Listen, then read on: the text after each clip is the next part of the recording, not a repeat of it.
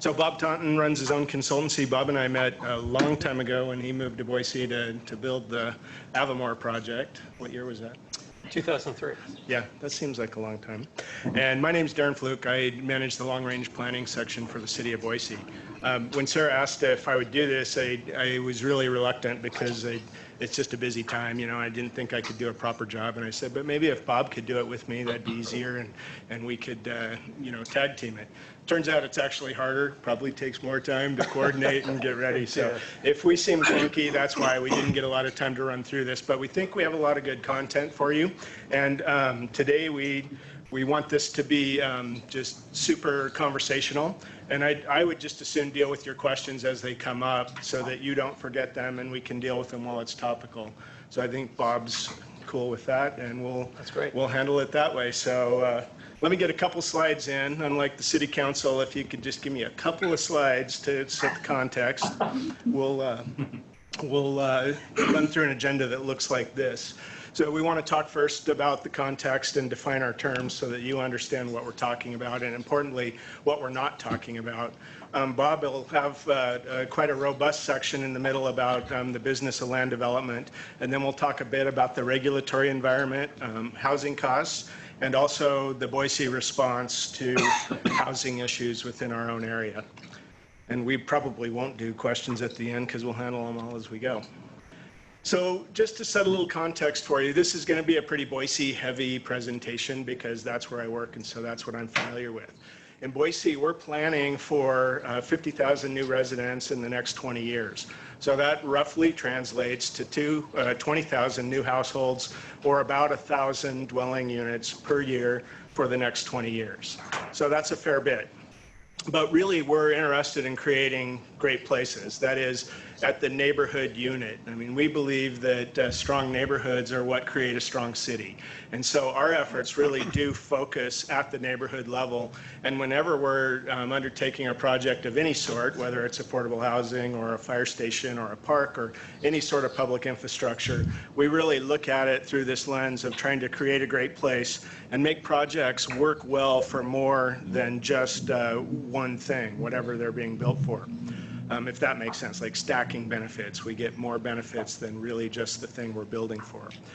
First, though, we ought to talk about the difference between housing affordability and affordable housing. And it may sound to you like a distinction without a difference, but it really is an important distinction. And so I like to think more in terms of housing affordability because my job is to help take care of the entire city and to help ensure that, you know, in the long run, that we have enough of everything that we need as a city, enough housing, good transportation services, public services such as very glamorous things like sewer and power, street lights, and all of those fun things, libraries and parks and fire protection, police protection.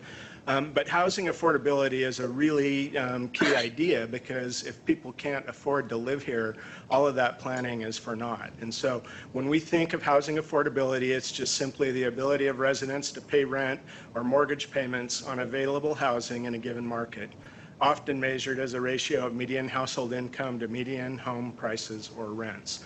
And keep that in mind because we'll talk more about that, particularly as we get into some of the other costs that impact housing affordability. Affordable housing, on the other hand, is a policy term, and it's typically this suite of approaches to lowering rents and or home prices through subsidies and financial mechanisms. And so you can think of affordable housing more as a program or a very intentional intervention, typically to serve the lowest income residents within a city. And I'm going to drill into what those numbers look like here in just a second. Eric might be able to chime in on this if he. So I kind of avoid the term affordable housing because it's a trigger for a lot of people around the state. So I like to just say, you know, we need a mix of housing types and price points that meet the needs of everyone in the community. And when we have that, it represents a perpetual wage subsidy for local employers and creates a lot of stability. There's just throw in one little tidbit that I learned recently. You guys know the term foregone spending? Mm-hmm. So the foregone spending, meaning money that would have gone into local economies had people been living in housing that was within their budget, in Idaho was $670 million. last year, the highest of the Intermountain West. So a big number. We're going to talk about what some of these concepts mean in a little more detail, particularly this idea of 80% or less of the area median income, which is a federal standard that's become, you know, the de facto standard. And for our area, this is what it means. The average median income here, or the area median income rather, in the Boise area is $51,000 a year, $51,600. And that translates to about $61,000 or almost $62,000 that is 80% or above.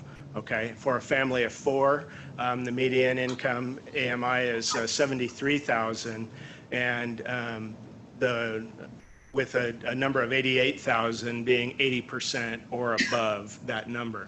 And so when we talk about affordable housing in the market segment that we're dealing with, it's everything below that workforce area that you see there on the chart.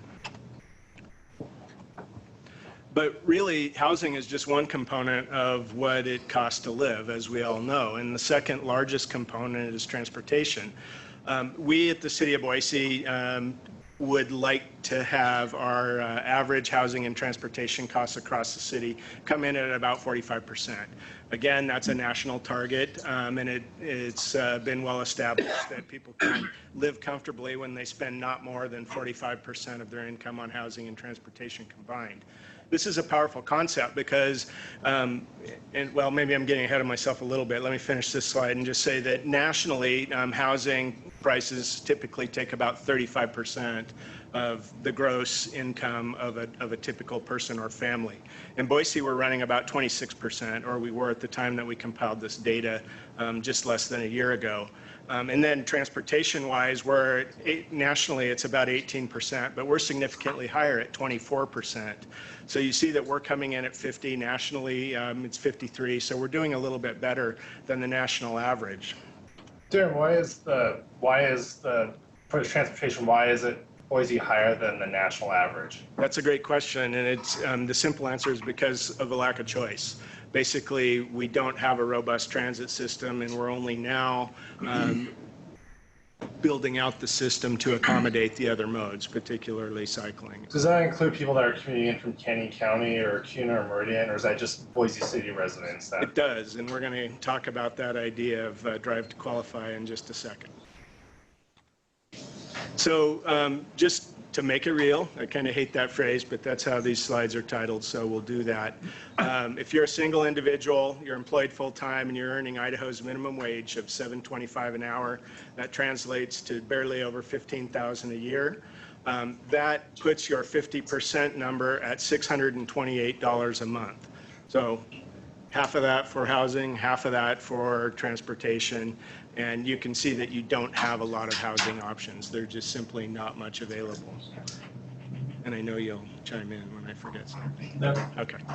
For a family of four, it looks a little bit different. At the median wage of $18,500, you'd be looking at almost $1,900 a month for housing and transportation. For a single individual at the 80% or so of AMI, that would be $52,000 here in our area. And then you start to have more options at a 50% of $2,177 a month for housing and transportation combined. So with that amount of income, you know, the 80% or above, you can typically buy or rent within the market. So when we talk about housing, at the City of Boise anyway, we are really thinking more in terms of a variety of choices across all of the housing typologies. And so I want to take just a second to break that down a little bit for you so that you know what we're talking about when we talk about a variety of choice in housing. I'm sure you're all familiar with single-family detached structures. These typically come in at something less than 7 units to the acre. When you see a project come in at 5,000 or 6,000 square foot lots, that's probably going to hit 4 units to the acre tops. A rule of thumb is you lose about a quarter of your land area for roads and drainage and other amenities right off the top. So it's with detached single-family structures, it's hard to get very high density, although you'll see from Bob's presentation that we're making progress in that regard.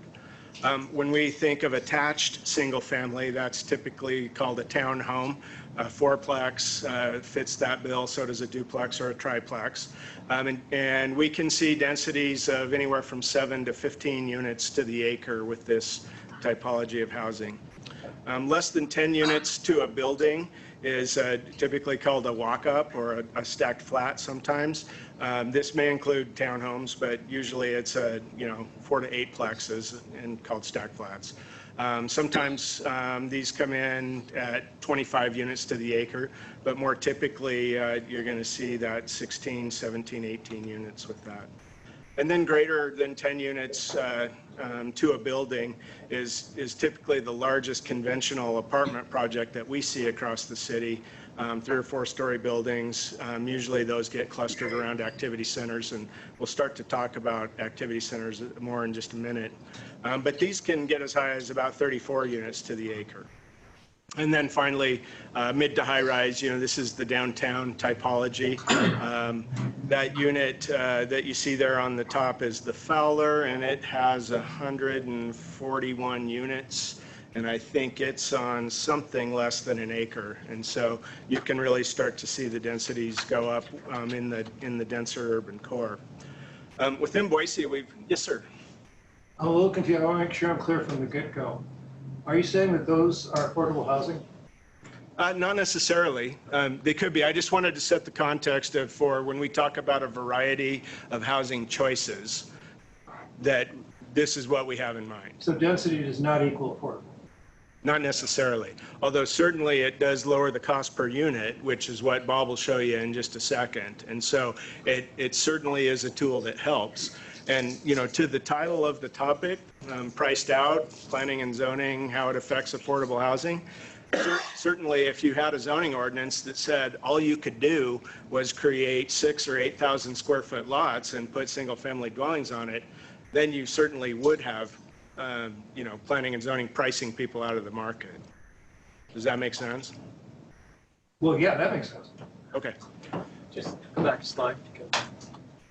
I just wanted to mention that the project that's the lower slide is the Arboretum, which is in Harris Ranch, which is and it's 43 units per acre. So it's an unusually dense product in a kind of suburban, semi-suburban location, but and there were a lot of people that thought that would, just make traffic impossible. You'd never be able to get across the East Park Center Bridge.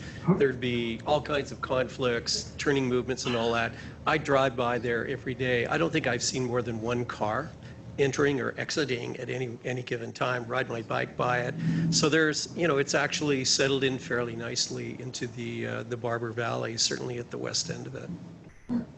And that was certainly built into their plan from the get-go. And typically you'll see projects, large master plan projects like that, build a lot of the single-family dwellings first, the detached product, and then they come back and build the attached product or the multifamily, mainly because they want to have a whole bunch of opposition built into these projects. Just kidding, they really don't, but that's what happened. So in Boise, we've got about 88,000 households, and you'll see about a third of those are what we would consider to be low income, or less than that 80% number. So if you think back to that number that I gave you, that we need 1,000 dwelling units a year, about 333 of those are going to need to be affordable every year. And that's where we start to see a little bit of friction. Part of the Grow Our Housing Plan, 1,000 units a year is what we need to sort of accommodate the expected influx. But if we want to successfully lower prices, wouldn't we need somewhat more than 1,000 units a year? Yes, if you were, so did everyone catch the question? And it's a difficult question, but there's this concept called naturally occurring affordable housing, or NOAA.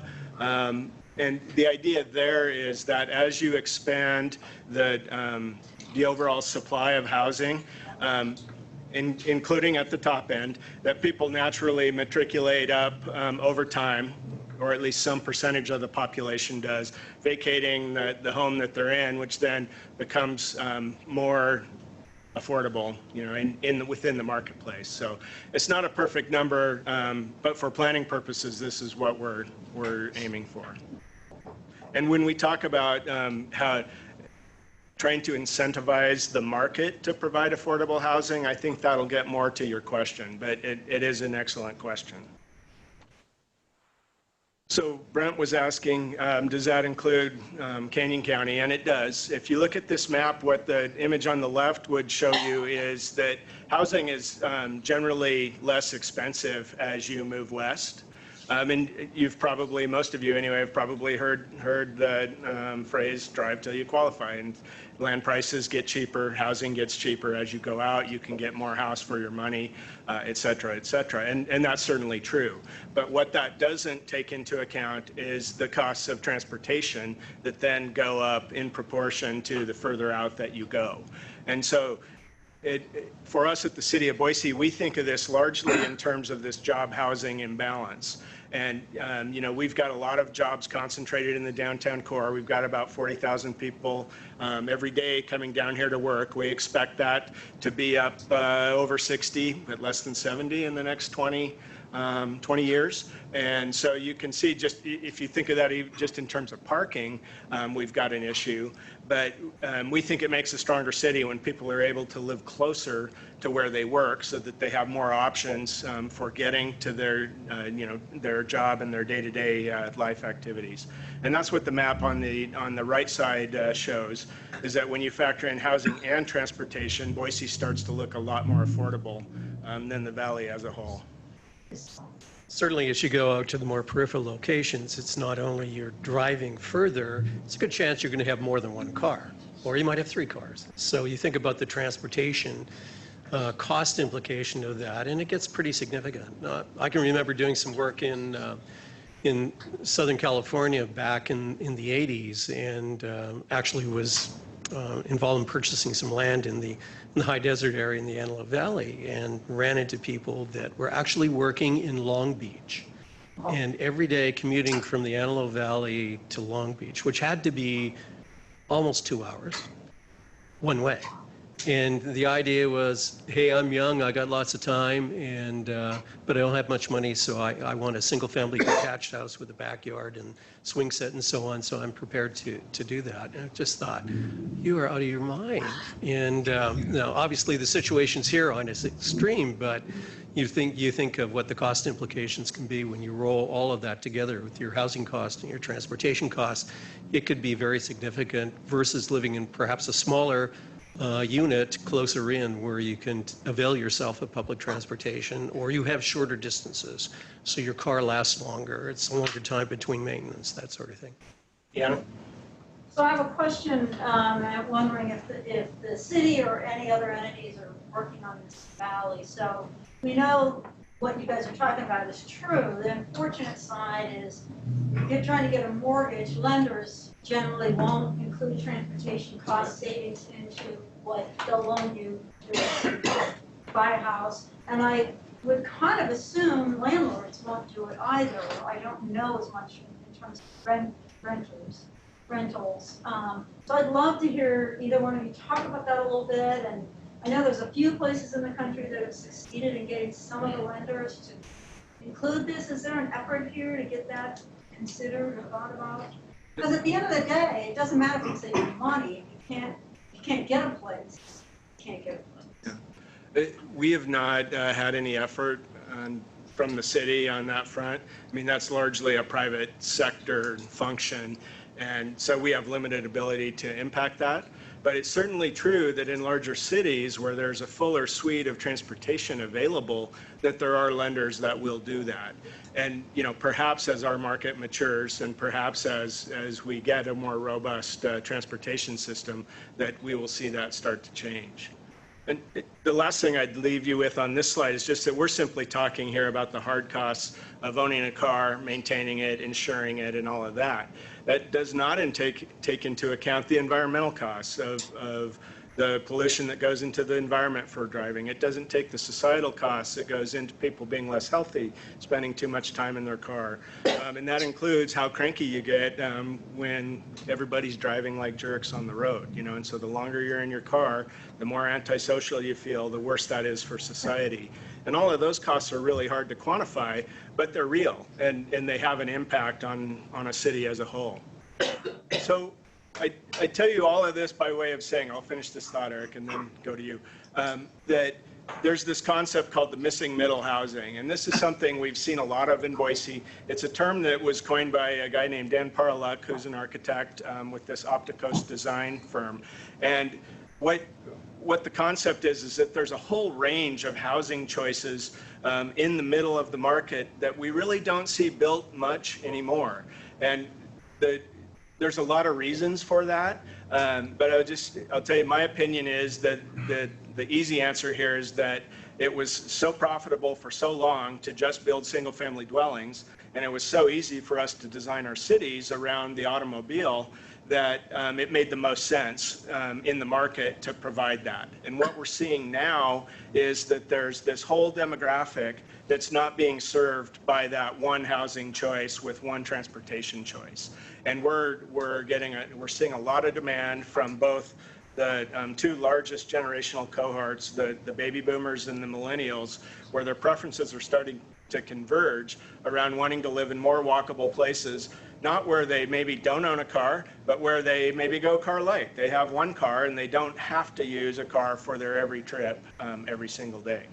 Eric, did you want to add on to that? So two things. Back on the HTA index, the Housing Transportation Affordability Index, a few years ago I was looking at that, and I was getting calls from people around the state who were paying more in utilities every month than they were in rent. This was about 10 years ago when I was hearing a lot of this. And so I came up with something that I have to credit Maureen Gresham with helping with the acronym. I call it the HUT Index, Housing, Utilities, and Transportation. Okay. Because it's sort of, when you look at the total cost of housing, it's a function of location and condition and kind of life cycle costs of that housing. And then with the missing middle, I'm kind of reframing that as neighborhood friendly. Because a lot of people, they will bristle when you talk about a 100-unit complex or a 200-unit complex, but that's something that's maybe between 2 or 3 units and 20 or 24 units is pretty friendly in comparison. Well, and I'll just leave you with this opinion, because I love saying this in every talk that I give. And people think that they're really opposed to density, but what they're really opposed to is cruddy design. Yeah. And you've all seen it, these just soulless buildings that were thrown up on the cheap, and they don't do anything to enhance the neighborhood or the city. And people equate that with density. There's really no reason that density has to be lousy design. And so if we get better design, I think we can accommodate a lot, higher densities that's really better for all of us. I'm going to let you. Just to go back to the comment about utilities, I lived in Phoenix for 16 years, and scary what your utility costs are in the summertime, and it can be more than your mortgage payment. Yeah. Water costs are also extremely expensive. I mean, this area is blessed amazingly when it comes to those two utilities. So it's a real factor in some other locations. And certainly in the Phoenix area, Drive Do You Qualify is alive and well again. And yet people not only have the transportation, we got the utility costs as well. It's a function of the vintage of the housing stock too. It's part of that. The neighborhood was built when energy was dirt cheap. They didn't invest in the insulation. That's correct. And as far as the missing middle idea, I moved here in 2003, as Daren said, and I was stunned at the lack of diversity of housing product here. Not only was there very little multifamily, but it was just 8,000 square foot lots. The choice was, do you want a 2-car or a 3-car? I mean, I was stunned, because since we were going to be the builder up at Avamore, we obviously did a lot of research on the housing product. Who were the better builders? What was the quality of the building? And just, I just couldn't believe it. I've had a chance to live as an adult in Vancouver, Calgary, Toronto, Halifax, Phoenix, Santa Fe, and now here. And I'd never seen it before. But since the recession, I have to tell you, the product has really started to change. I mean, some of the developers that I work with, the kind of product that they're doing now, the diversity of product, and I'll kind of show you an example a little bit later, is pretty remarkable compared to what it was formerly like. And I think a lot of it had to do, from what people told me, is that your typical realtor group would tie up a piece of dirt, find some financing to do that. They had a stable of small builders, and they just repeated what they sold yesterday. There was no research, no innovation. Fortunately, we're starting to see that now. And I think the point about neighborhood scale, which you talked about, and that's really what the value of that type of product is that it's scaled. It's still disturbing to a lot of people. I mean, I can't tell you hundreds of public hearings and all kinds of neighborhood meetings, and for the most part, I hear from middle-aged, white, single-family homeowners. And they're all about houses that look like theirs and people that look like them. And they're very nervous about anything that's different from that. But Daren's correct. It's all about design. And I think that Smart Growth, in combination with our ULI District Council, did a study looking at some very controversial projects. This was back probably 2004, 5, something like that. And all of the fears and concerns that people had, when they visited people, they were comfortable. The ones they weren't comfortable with were crappy design. So and that's difficult for the public because very few people have any sense of design, but it's the power of great design can make things fit much better in the neighborhood. And the kind of things that we're talking about here, the kind of densifying that we're discussing, you know, people think of single family and huge apartment blocks, 400 units and 4 stories and that sort of thing. And they really are unfamiliar with other products. But those are the neighborhoods that we all love around the country. Okay, so we had a great recession. I think everybody noticed that. And there were some significant changes that took place. I've been, unfortunately, involved in 5 downturns. There was one in California that if I ever go back to the Antelope Valley, I'm taking a shovel to try and find the money I left in the dirt. But it's, you know, it was really a difficult recession. A lot of people got hurt, not just in the development industry, but certainly, you know, everyday people that lost their job, couldn't pay their mortgage, got foreclosed, and then had to wait 7 years for their credit to be repaired. So there was a big difference in household wealth and some long-term demographic changes. Let's go. Choose the arrow. Okay, all right. So just looking back at the last cycle, because I want to show you where we are today, this is the cycle in, if you can see it, it starts 2001, which is after the dot-com bust, and the market improved, and it got up to this point where, if you look at the words, elation, exuberance, and then fell off a cliff in 2007. 2010, and the word is panic. And believe me, there was a lot of panic. So all of the product types in real estate just were on their butt. I mean, there was just nothing absolutely going on. Bob was unemployed. But anyway, we struggled, and now the times are much better. But we'll look at where we are coming up. So why is the recovery different? Well, it was the severity of the foreclosure crisis, as I talked about. For builder developers, there was no conventional financing. If you walked into a lender and said, I'd like a loan to do some real estate, it was like, here's the door, because all of them had taken back a lot of property, and they were not interested at all in loaning on any real estate. There was an overcorrection in the credit markets, so credit tightening was very difficult and just made it very difficult for a lot of buyers to be able to qualify. We downsized in 2012 when I could sell my house I'd owned for 10 years for the same price I paid when I bought it, which everybody thought was a home run. And, you know, I have really good credit, and I was astounded at the paperwork and the due diligence and the underwriting. And I just said to the mortgage broker, I said, boy, I'd hate to have bad credit. I can just imagine what this is like. A lot of the construction labor in this state was washed out. Something like 60% of the jobs went away during that period.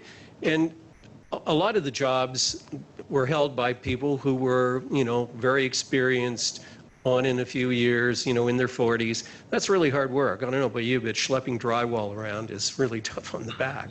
And so they got washed out, and they found other things to do. And with the length, duration of the recession, they just didn't come back. So we've had a labor shortage. I think everybody's aware of that. The entry-level housing didn't pencil. And a lot of that is because of the financing. You couldn't go to your bank and get an A&D loan to buy property and develop it and then do houses. You had to go to the private market. I was talking with Don Hubble some years back, who, you know, is a big volume builder. He was doing phases that had 17 lots. And I mean, that's no way to have any cost efficiencies. But that's all he could afford to do because the land was being held by a land banker, and the typical interest rate at the time that those guys were charging was 15 to 20%. I mean, usurious rates, really, but that was the risk in the marketplace. And if you want my capital, that's what it's going to cost you. So everything became smaller. But the biggest change is that in the previous recessions, the entry-level market was what led the recovery. I mean, I just saw that 4 or 5 times. It didn't happen this time because the millennials, the group that should have been doing that, they have student loan, they didn't have a job, or if they did, it was very low paying. They had seen their parents foreclosed, so they weren't about to get excited about buying real estate. Some of them weren't sure they're going to stay here, so obviously they didn't want to commit to any kind of property. They needed to have that flexibility. But normally what happens is they start the market, and then, as Daren was saying, it cycles up. Some people then start to move out, and then that, you know, frees up some additional product that's in the marketplace. So those are some major differences between previous recessions and why we've had a severe situation as we have had today. So, this is very sensitive. Okay. So this is single-family home sales. Ada County is in blue, Canyon County is in green. Typically, you know, this is the typical ratio between the 2 counties. So you can see in 2010, which was the low point in the market, we had, in Ada County, just to focus on that, we had 6,000 home sales, and last year we had 11,000 home sales. Probably not the volume of home sales that we would normally expect with the kind of recovery that we've had and the amount of activity in the marketplace. And these are, I'm not going to go through this, but these are the, you know, the numbers that we have today. Everybody saw that we were the fastest, you know, had the greatest price increase across the country year over year. It's just reported the metro area did at 13.6%. But some of the, well, just to get into it, some of the factors that if you talk to the realtors and you talk to the home builders, they all tell you the same thing, that demand is outpacing supply. That's absolutely the case. And I'll show you single-family permits in a moment. There's the rise in new home costs. I talked to Corey Barton a year ago, and he said his costs have gone up 30%. And he has the ability to buy, because he does 1,500 houses a year, he's able to buy at a much lower cost than most other people, but he was still, you know, trying to figure that out. And with the lowering of rates, what realtors are starting to see is that the buyer preference now is to buy more expensive houses. And then one of the biggest factors is that if you have out-of-market buyers that are selling a house and moving here, they're leaving that house where they used to live. So there's no inventory being created, which, you know, in a normal market that has very little of that going on, you have new product that's coming on the market in terms of resale. Okay, I'm going to use the button here. Thank you. Okay, so where are we in the real estate cycle? Again, it's a cyclical business, and a lot of folks in the public don't understand that. And we are at the very mature end of the cycle. And it's actually a time for developers, builders, to be a little more cautious. As I often say, at these times, some of the best deals you do are the ones you don't. And I can speak from experience, having done a deal I shouldn't have done. But all of the segments are in late stable, and some are pushing into early downturn. Resort and second home, that just never got going, because it was almost like 10 years where it didn't happen. So it's a pretty thin market to begin with. Okay, and so the factors that affect affordability, many of them are outside the control of the developer or builder and the city. So land costs, land availability, land that's appropriately located in terms of transportation and utilities, it's anybody who has something that's got advantage is very proud of their property today, so it's very high cost. We talked about the labor, you know, everybody's chasing available labor, offering them a little bit more, so, you know, they've done much better than you would normally expect in terms of their salaries. Material costs, you know, Trump's tariffs aren't doing us any favor, I gotta tell you. It's gonna raise the cost of materials here. We have local government fees, which Daren's going to talk about, which I'll kind of, you know, give you a little hint, are not significant in terms of the big thing.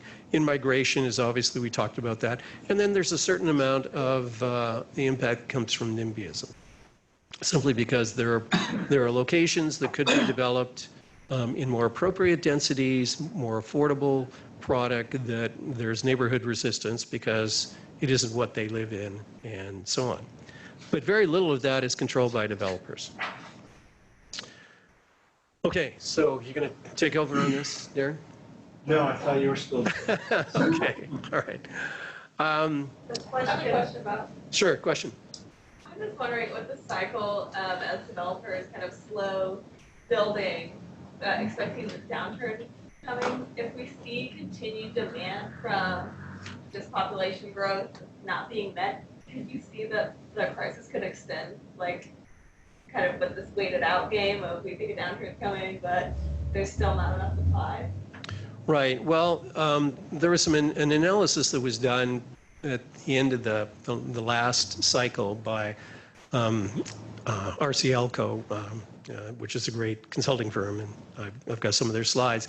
And they looked at the change, the surrender of California driver's licenses, and they kind of pegged how that, what the numbers were, you know, what the curve was based on home prices in California.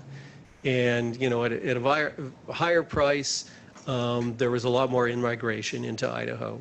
As the prices dropped, that slowed.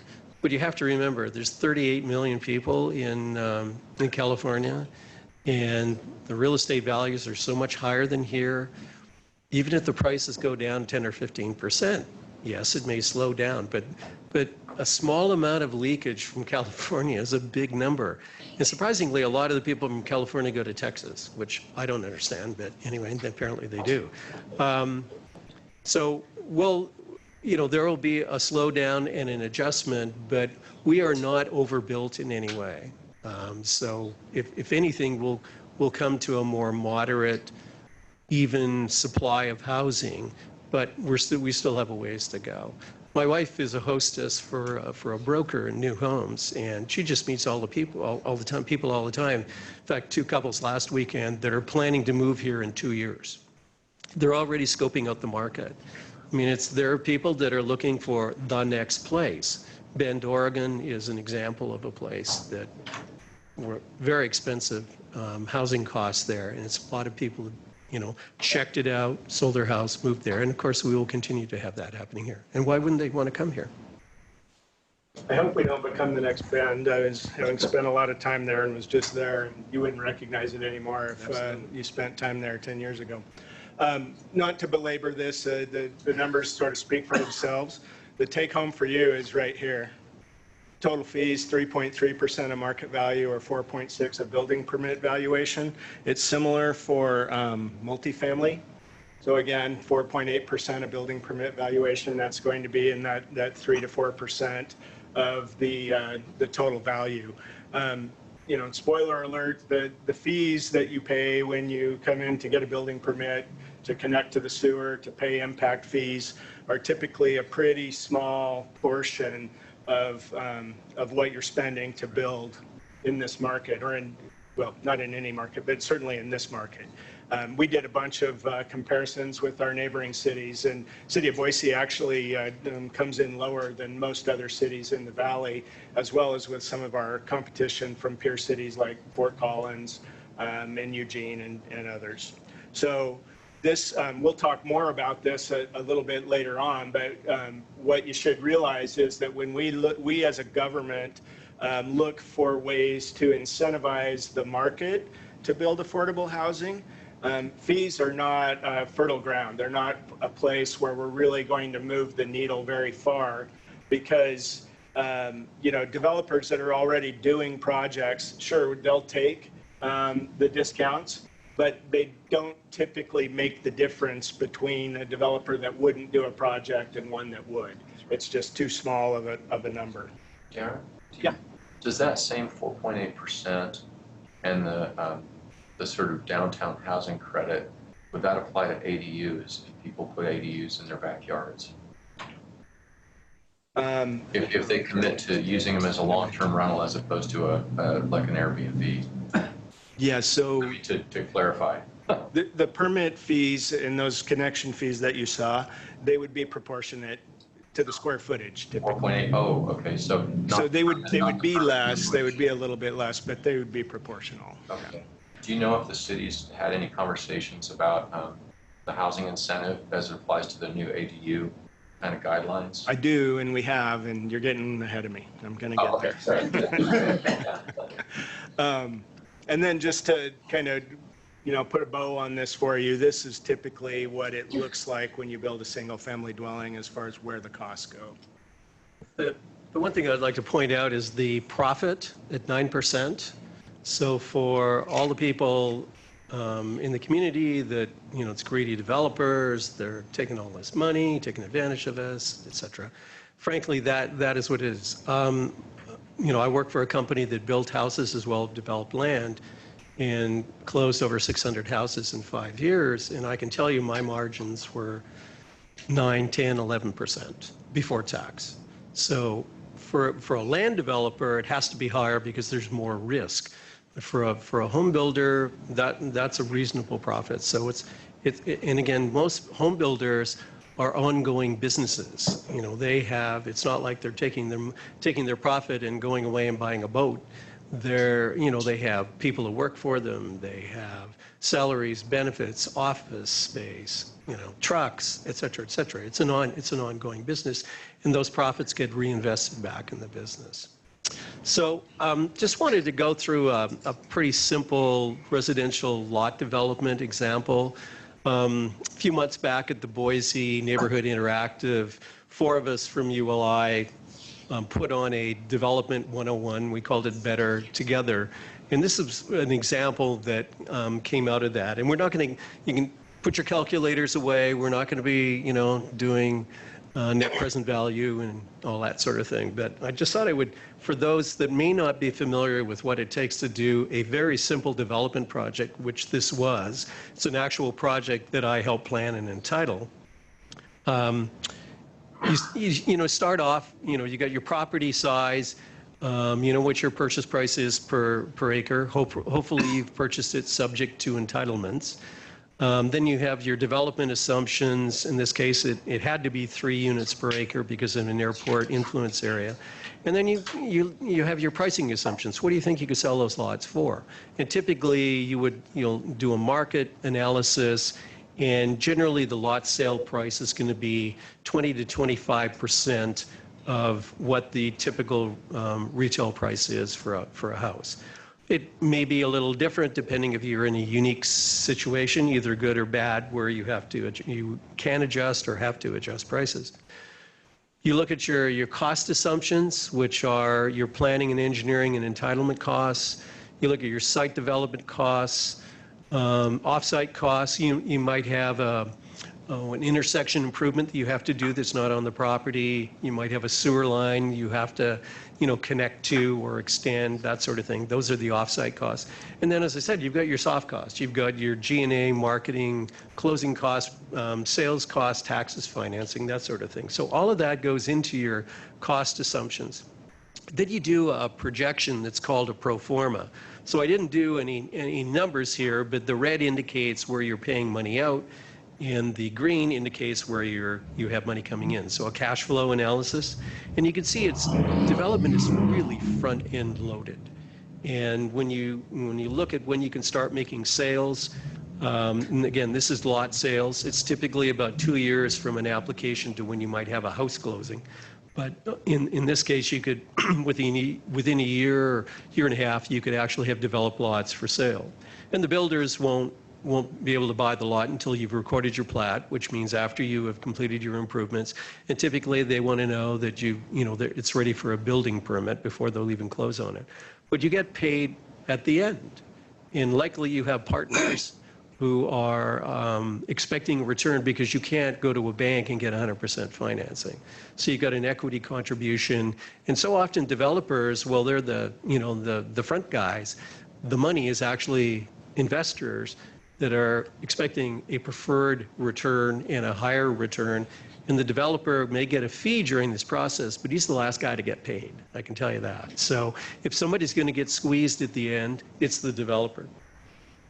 And in this case, this little projection showed an internal rate of return of 16.24%, which it's a metric that's used in real estate to evaluate the potential financial performance of a project, but also to be able to compare one project to another. So if you had a choice between 1 or 2 or 3, you might pick the one that had the greatest potential internal rate of return. And that's just very briefly, it's like if you extend all the cash flows out that you're receiving and paying out, and then factor in the time period and discount back to 0, what that interest rate is the internal rate of return that would be calculated. So it's a whole formula thing. So the right return, typically in land development, you're going to be looking for about 15%, okay? Just because you've got entitlement risks, you've got cost risks, you've got all sorts of, financing issues that are more expensive than conventional loans. 10-year Treasury bills right now are paying 1.497%. As you know, they've dropped quite a bit. Home mortgages are 3.82. So if a developer is looking for 15%, the difference between a T-bill, which is guaranteed by the government, no risk, mortgages are actually pretty low risk. But between a T-bill and the 15% is the risk. And you have to try and quantify that. And every developer has a different hurdle rate, and depending on the project, it could be different. So you go through, you're working through the project, and then different things can happen. Your density that you thought you could get, in the case of the example we had, it had to be no more than 3. But let's say it's cut, or the site costs increase, or you go to offsite costs, or the reduced finished lot prices are lower, or you have a time extension. When developers say time is money, it's serious, because you've got that interest clock clicking, particularly for your investors. So some of those would fail. Yeah, so I just want to, you remember that previous slide where we showed some of those things that can impact the cost, and NIMBYism was on there? That's where this one really comes in. And so often what happens is a project comes in and it looks profitable on paper, and then it goes through the public hearing process. And through that process, the elected officials, pay attention, Debbie. Yes, the elected officials are trying to make everybody happy. The applicant, the surrounding neighbors, the staff who's made a recommendation one way or another. And so they will often arbitrarily just start carving some lots out of the project, thinking it'll make the neighbors happy. Thinking, oh, it won't impact the development that much, they'll still build it. And in some instances, some markets, that's true. But in some cases, in many cases, it's not. You can make a project unprofitable by just carving out a couple of lots, if it's already close to that margin. So yeah, that's where that comes in. No, that's a good point. I have a question. What about multi-use buildings? Are the multi-use building, is this a risk for investors and people? Because multi-use building is very helpful to reduce transportation costs and all of these things. And why don't we have multi-use buildings? Well, from a financing standpoint, they're difficult to finance. Lenders, they like things in buckets, and mixed use, that's putting 2 buckets together. So they're a bit nervous on that. So for example, if you had, and I've seen this happen, if you had a multifamily project, well, actually the example I'm thinking of was an affordable housing, low-income housing tax credit project. And it included, some retail on the main floor. Everybody loves that. Mm-hmm. The lenders put a 0 value on the on the retail. So it became just a cost item. So they're difficult to finance. Ideal, we all love them, but that's one of the difficulties why we don't see as much of them as you would expect. Now there is, of course, horizontal mixed use, which is side by side. Then that's a different thing, because that's a bucket for commercial or retail and a bucket for residential, and lenders get that.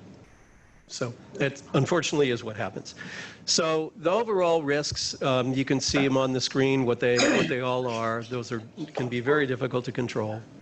And because it's so risky, you need larger profit margins to have liquidity. You need to have very experienced professionals, and you have to have available capital. So I mentioned the permits, where we are today. It's the dark line that is the permits. The lighter gray is the valuation of the permits. We won't talk about that.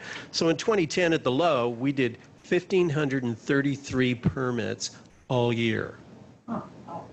In 2005, which was the peak year, we did 10,127 single-family permits. So you could see how long it's taken to get back up. And in 2018, we did 5,500. This year, potentially over 6,000. So there's an inventory problem on that side. It's just we've never been able to catch up for a whole bunch of reasons that we've been talking about. So we are not oversupplied. If there was a downturn, I don't think anybody's really going to get hurt very badly. We're just going to kind of settle in there. But that was very different in 2005 when people were really hyped and speculating. And financing was a lot easier. So the credit market has had a lot to do with reducing all of that inventory. So I've got a couple of local examples that I just wanted, to address the idea of affordability and why, what are some of the things that can be altered, and show you some examples of some very innovative product that's coming along. First one is a duplex in NAMPA. This is a project I did for a friend of mine. We had to rezone it to multifamily to do duplexes. Hope there's nobody from NAMPA listening, but it is the quirkiest ordinance I've ever encountered in my life. You have single-family zones, but they have minimum frontage sizes of 50 feet in the RS6, which is 6,000 square foot lots. You have minimum lot sizes of 6,000 feet. But to make it even more interesting, when you do a subdivision layout, you take your smallest 25% lots, take them off the table, take your largest 25% lots, take them off the table. The 60% that are left have to average 8,000 square feet. So, I mean, it's just kind of quirky. And so there was no way to do duplexes without rezoning the property and going through, a subjective entitlement and dealing with the neighbors to be able to do this many duplexes. And the thing that was attractive, though, is that they're very well designed. I'll show you an elevation, but 1,800 square feet. That's bigger than the house I live in, by the way. 250 to 280, and they're working on a plan for 1,400 square feet for under $250,000. So, this kind of product makes a lot of sense. It's very compatible with single family, but when you put impediments in the way, potential impediments, as NAMPA does, it's hard to be able to, it should be as of right, where you just go to your platting side and get that done. So these are the elevations. It's the one elevation, the front elevation. It's the lots are typically 4,000 square feet. The units are very designed. It was kind of a farm theme in the architecture, so it worked out well. There's a project in Harris Ranch that's called Timber Square. It's currently under development. Boise Hunter Homes is doing it, and they've done quite a bit of an innovative product. The lots to the north are kind of a repeat of a project they did called Harris Crossing. And then the lots that are LE loaded at the bottom, that's a new product for here. Now, my Canadian brethren are all living in houses this size on lots that size, but this is kind of new for the market here. So this is what the product to the north is at Harris Crossing. It's an alley-loaded drive court situation. In the business, we call them 6-packs or 8-packs or 4-packs. But they have paseos and landscaping between them. There are side yards. It's patio living. It's single-family detached, 10 units to the acre, single-family detached. So that's pretty impressive. And then these are the small houses that are going to be built to the south. They're 3-story. The lots are 35 feet by about 60 feet. So they're alley loaded, garages at the rear, but 3 stories. And they've actually tested out some of that product on Harris Ranch in the Barber Junction small subdivision. So that's under construction. They expect to deliver some of this product by the end of the year. Now, these are not going to be affordable houses, okay? So don't want to, they're going to be over 400 instead of over 500. But the principle is that if we can go to product like this in a different location, there's a greater chance to be able to provide square footage at a lower cost for those people that need, a little more square footage. Maybe 3 stories is fine for them. This is a project that I did a couple of years back, and the reason I want to show it to you is because it's a different way of looking at zoning. Boise has a specific plan zoning ordinance. It's not unlike the county's planned community ordinance, but I can tell you, having done both of them, it's a lot simpler and more user-friendly. But what it allows you to do is to have one zone. It's called SPO3. If you're familiar with Harris Ranch, that's SPO1, the Barber Junction, not the Barber Junction, but the Barber Valley project that Brighton did is SPO2, so this is the 3rd specific plan. There's all kinds of flexibility built into this.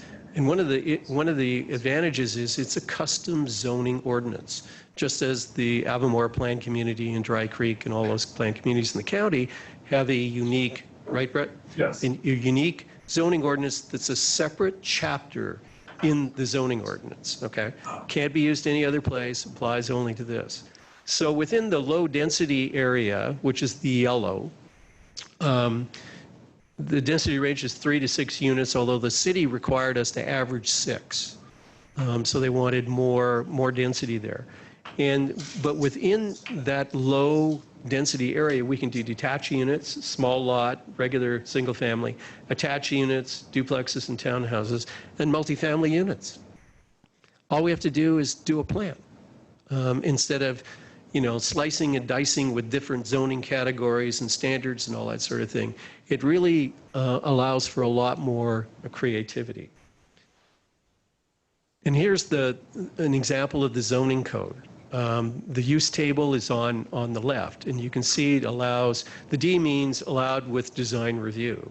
So you can do apartments, row houses, etc. The asterisk is where you have administrative approval, not going through a public hearing on home occupations, ADUs, that sort of thing. But at the bottom, I wanted to show you something that we included in the ordinance, and this came out of an interaction with Boise City Council, where people were saying, a couple of the council members are saying, why can't we build the communities that we all love and find just charming?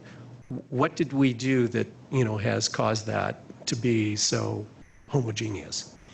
And so we included the ability to do, with design review, personal service stores, dry cleaners, laundromats, barber shop, yoga studio, that sort of thing. That's as of right, subject only to design review. And so that makes a big difference. But over here on the standard side, every zoning ordinance has uses and standards. We have no minimum lot sizes. We have no average lot widths, 0. So it's about designing the product and just fitting the lot as needed around it. So you're not constrained. Because typically what happens when you have a minimum lot size, you never achieve the maximum density because the lot sizes get in the way. You just can't get there. And so that doesn't make any sense. So So that's a great advantage. So the first preliminary plat's called Barnwood. It's 116 acres. It's 4.33 because of bordering the county land that's zoned to the south, that's zoned for rural residential. We had to use larger lots. So in this area, we didn't achieve 6, but we've got to achieve 6 over all of the LR area. There's 453 residential lots. So apologize, the plan with north to the top didn't fit on the graphic very well. But you can see that there's townhouses, there's 40-foot lots, there's 50-foot lots, 60, 70, 75, that sort of thing, all clustered around up at the north. That big green area is a major 10-acre community center that will be developed. And then the county property is to the right. And the area that's kind of notched is actually an out parcel. But all we had to do was do a plan. And it's very straightforward. I was surprised that we didn't do any multifamily in here, but they chose not to do it. So that's, I'd love to see the zoning ordinances move in that direction, where you have more use opportunities, and we get away from this fighting over what is the zone and, what's the density in that zone and what are the standards. And if you ask for any standards, it looks like the public kind of thinks that you're trying to not live up to the expectations, that you're trying to pull a fast one on somebody. And I think, need to move away from that, because this has proved out to be very successful. The Avamore planned community master plan, they had the same opportunity. Project I did in Santa Fe, you would be amazed at the variety of product types that are there. But it's a small market where 40 lots of anything was a year's supply in the marketplace. So to do 160 sales a year, we had to have 4 or 5 different product types, all in one compact area where we had efficiency of services. But the zoning code allowed us to do that without getting into how much machinations to be able to get it done. So that's something that I would really recommend if Boise's, when they're redoing their zoning code, which is going to be coming up, that they might do that. So I'm really curious, Bob. I'm a fan of the SPOs, and I agree with you. They do all the things you talked about, and yet the one you just showed us, Syringa, doesn't even come close to achieving the kinds of densities we really need, that we know we need. And I'm curious, what causes that? Is it a lender factor? Is it a perceived market factor? I mean, what causes those decisions to not go as dense in a situation like that, where you have no NIMBY, you have nothing? The city, I'm sure, would have supported higher density. What drives that away from even 10 units per the acre on the average? Well, we did have opposition, but it was transportation, and the project pre-built Lake Hazel and Orchards, so that all went away. There is, a village center. There's higher density residential, which would be 10 to 20 units per acre. But it's hard to do density right off the bat in a peripheral location. You kind of have to plan it in and then build to it. The lenders would be reluctant to finance that unless you could prove a demand. So part of this lenders, I wondered, so what you're saying is the 6 units is just this initial, if it's built out more or less as planned, as things change, what's going to be the average density at build out? Well, it's going to be 2,500 residential units on, I forget what the acreage is. It's, it's like 300 or 400 acres of residential. Okay. So it will have a decent density, and over time, maybe those densities go up. Yeah. So we'll see. Okay, I think this is where Daren takes over. Sorry. So part of the answer, Deanna, is the plan calls for densities out there, and it calls for urban type development.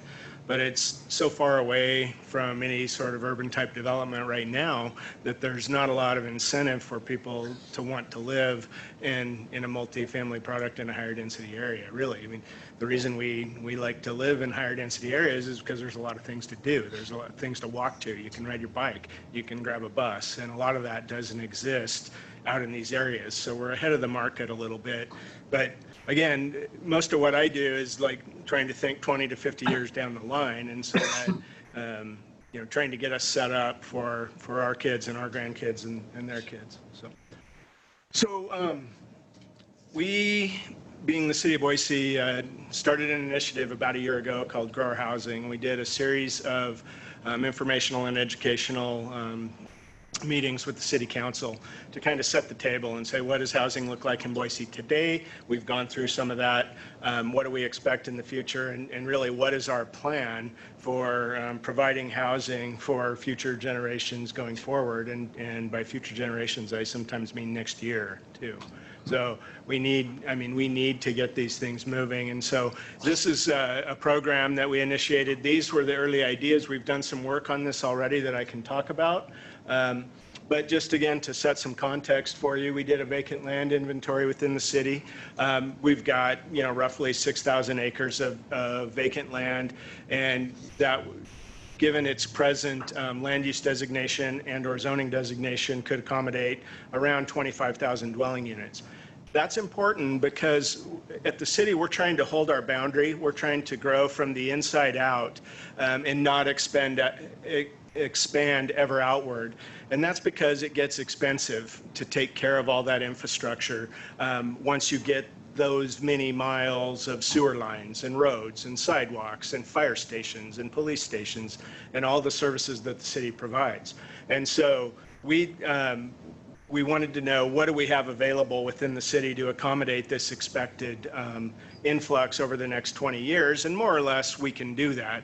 I mean, these are gross calculations, and so I'm not going to tell you that the boundary won't ever expand over the next 20 years, but we think we don't have to if we don't need to. So the housing ecosystem in Boise is really pretty healthy right now. We're getting a better balance in housing types, as you've seen. Single family is stable to trending up as far as the inventory. Duplexes are decreasing a little bit. I don't know why, but multifamily and small and large multifamily are both on the increase. With a bunch of pent-up demand after the Great Recession, they've come back pretty strongly, and we've built quite a few units over these last few years. And then I told you we did a comparative analysis with some of our peer cities, both here and around the region, and we're really very competitive with regard to fees and particularly with regard to time frames.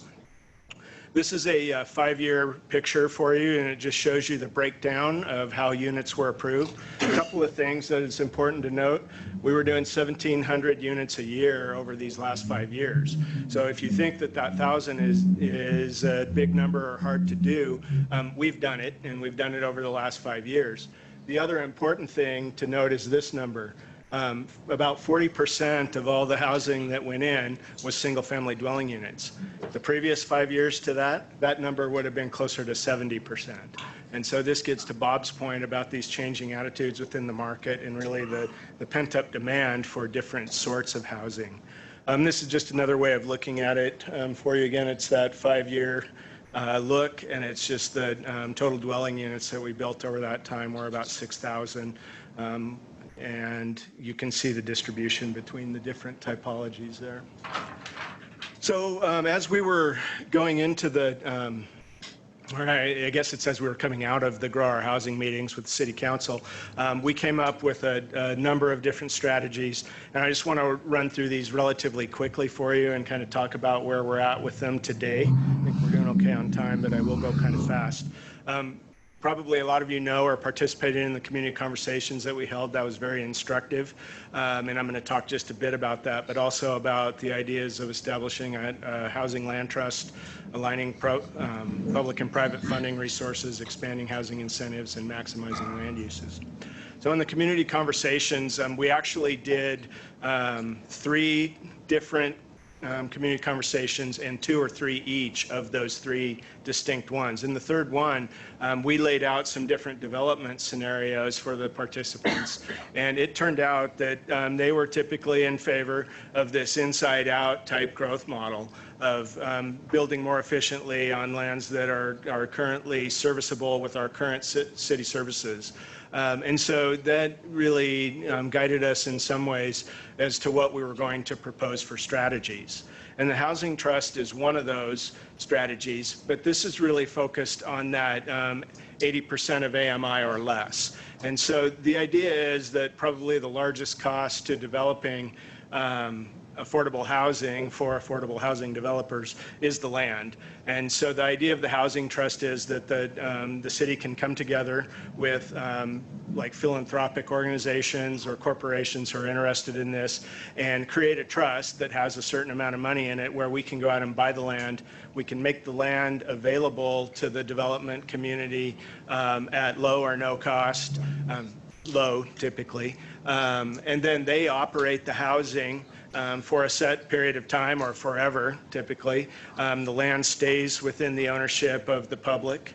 The building stays in the ownership of the private sector, and the rents are restricted to those folks that need it, of the 80% or less. Matt? I presume the land is tax exempt. Are the buildings taxable or tax exempt? Yeah, that's a good question, and we've been chewing through some of this. In Idaho right now, we think the answer is yes. The land is tax exempt if the city or the trust owns it. If the city owns the land, then we think the answer is yes on the structure as well, or at least it has been up until this point.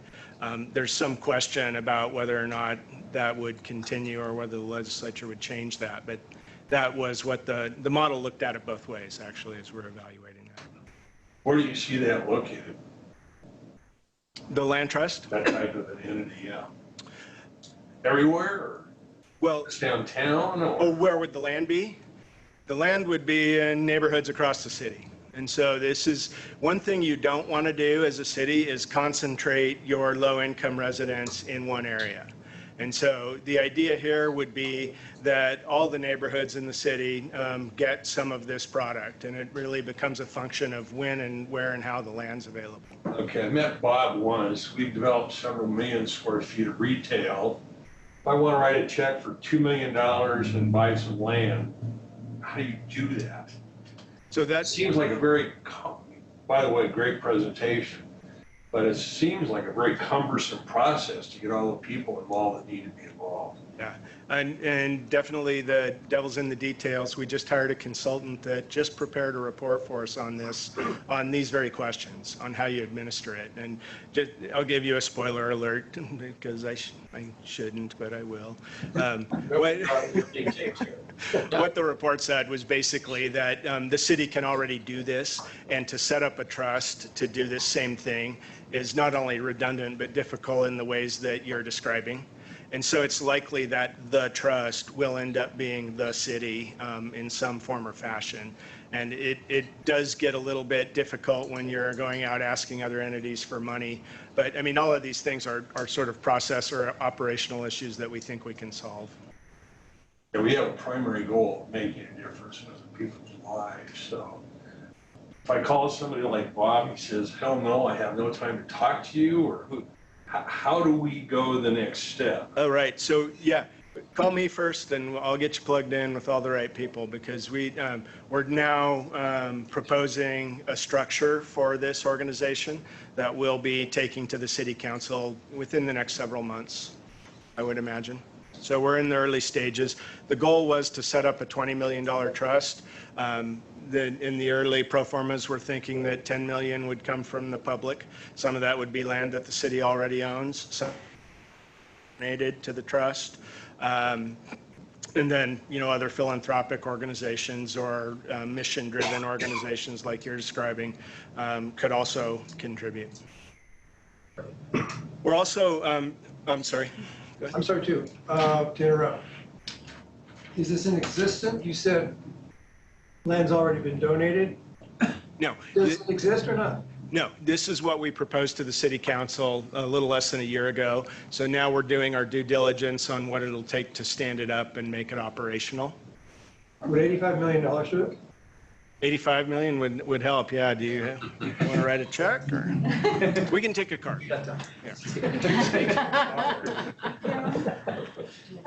I'm curious, you show a housing type there, are you perceiving that this would only be used for apartments or, high-density apartments, or could it be used in any other housing types? Yeah, so you guys are hitting on all the great questions that have to be answered and puzzled through.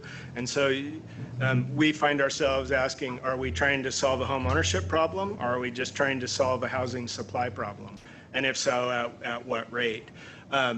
It could be set up either or both ways. You could set this up so that single-family dwellings sit on land that are not owned by the dwelling.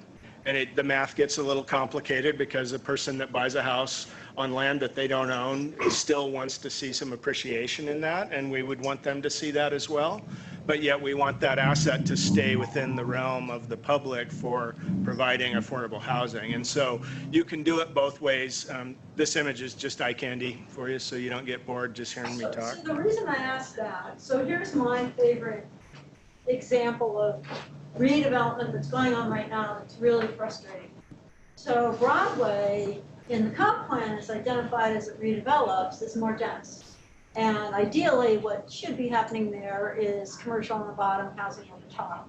And yet that's not what's happening. We're getting a lot of redevelopment and it's just new of the same. They're tearing down old buildings and putting in single story, retail office kind of thingies. But there's no change to the land use. Could you see this possibly paying for that kind of land that would then help? I've been told by developers that's just too hard to do. I'm sure Bob could help answer that question.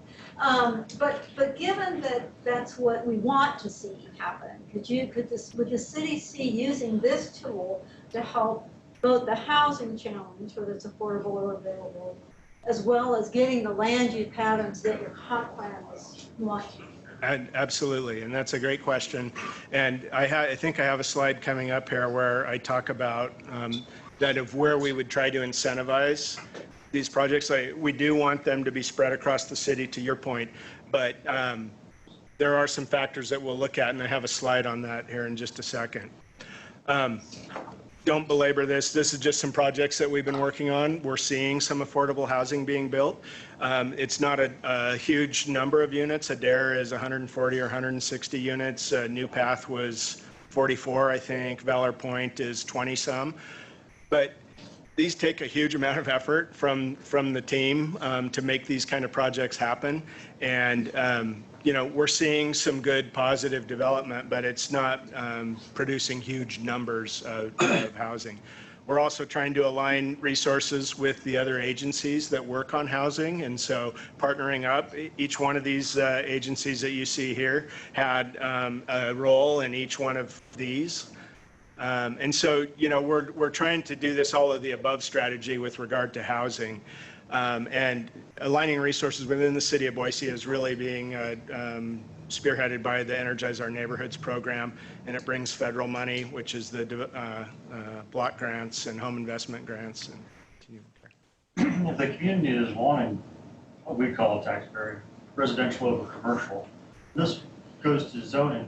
I hear your point there about being very flexible to allowing creativity, but can you not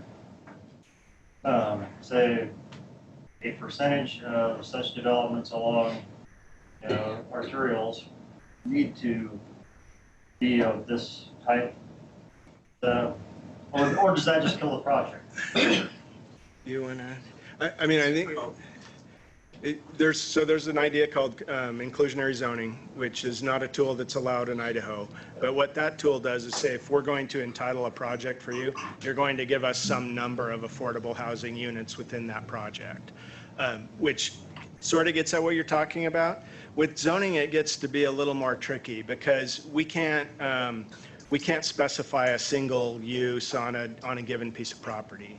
And that's the idea behind the zone, is to allow for a range of land uses. And so we're a bit at the mercy of the market. There's only so much we can do to incentivize or require even that the development community brings us a particular kind of project on a particular piece of land.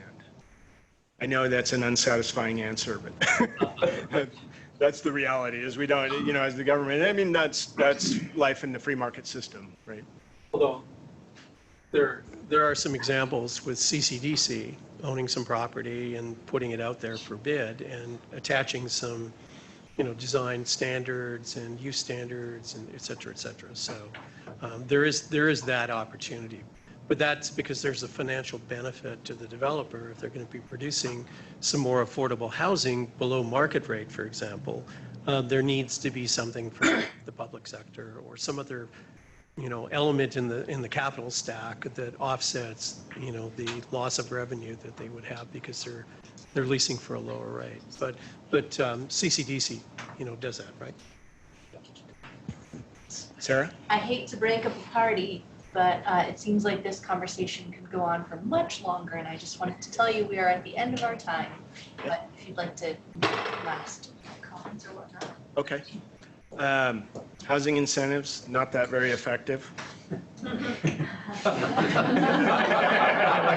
Maximizing land use allowances has a role, and we're looking at this. We did it with ADUs, and I think you'll see more of this kind of effort through our new zoning ordinance. This was a modest proposal to just increase residential densities in our base zones by about 20%. And it was, again, an idea that was floated to the council that we would do later. We think we'll do something like this through the new zoning ordinance that we'll be tackling starting next calendar year. And it could be as modest as just taking and reducing frontages and minimum lot sizes from 50 feet of frontage and 5,000 square feet down to 40 feet of frontage and 4,000 square feet. Bam, you get 20% more density than was allowed before. And we've seen these kind of projects in the city before. It's not as if they're not allowed now.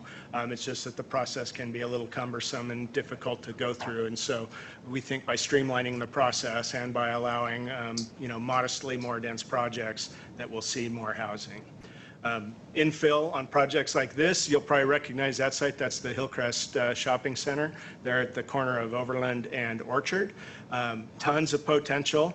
We don't have time to go into why it didn't work, but a project was approved on this site right here for multifamily housing, which is absolutely a perfect site for multifamily housing, but it didn't go. So in summary, it's not all bad news. We're experiencing challenges in Boise just like all cities are, but not nearly as bad as many others. You look at Portland and Seattle and some of the homeless issues that they're dealing with. San Francisco, we don't have anywhere near that problem. We do find, though, that we don't have any quick fixes or silver bullets at our disposal, and that we need this to be an all-of-the-above strategy. All of these help a little bit.